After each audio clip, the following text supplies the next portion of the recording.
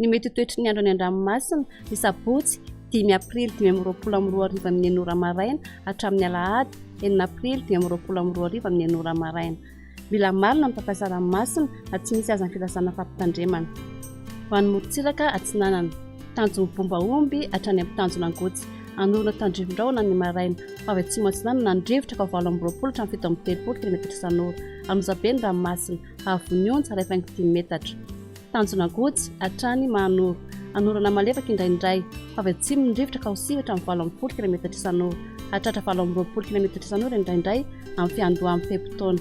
Atiny mpanonjana amonjabe ny ranomasina avonionja raitra amin'ny 5 metatra. Mahanoratra ny tôlanaro. Anorana malefaka indraindray avy atsimo atsinanana ny rivotra ka osivatra amin'ny 20 km isan'ora. Iova amin'ny faran'ny fepitaona ka 9 km isan'ora.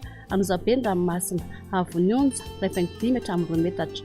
Hatratra 5 metatra hatramin'ny 3 metatra ao atsimo manakara noho ny alondrano avy atsimo.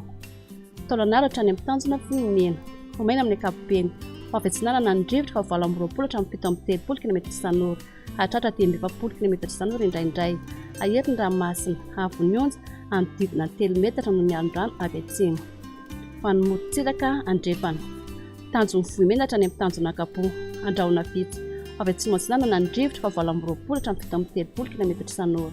Hatratra 10 km isan'ora indraindray. Iovava kosa izany any avara tontolo ary amin'ny faran'ny fepitaona ka osivatra amin'ny 20 km isan'ora. Ahery ny ranomasina avonionja 5 hatramin'ny 3 metatra noho ny alondrano avy atsimo. Hiaina miandalina izany manomboka ny atoandro. Tanjona ankabo hatrany amin'ny tanjona filanandro. Andrahona amin'ny tsitokotoko vavaratra ny rivotra ka osivatra amin'ny 20 km isan'ora. Avy andrefana kosa izany manomboka ny atoandro ka osivatra amin'ny 20 km isan'ora. Adiny mpanonjana anonjabe ny ranomasina avonionja raitra amin'ny 5 metatra. Hatratra 2 metatra any atsimo morondava mandritra ny fizarana voalohany amin'ny fepitaona.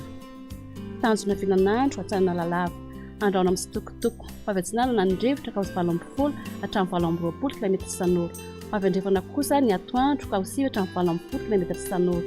Otonina adiny mpanonjana ny ranomasina avonionja aotra faingo 2 hatramin'ny aotra 5 metatra. Hatratra 2 metatra indraindray. Analalava hatrany amin'ny tanjona bomba omby. Anorona tandrivon-drahona. Iovaova amin'ny fitsokan'ny rivotra ka osivatra amin'ny 20 km isan'ora. Otonina adiny mpanonjana ny ranomasina avonionja aotra faingo 2 hatramin'ny aotra 5 metatra. Hatratra 2 metatra indraindray.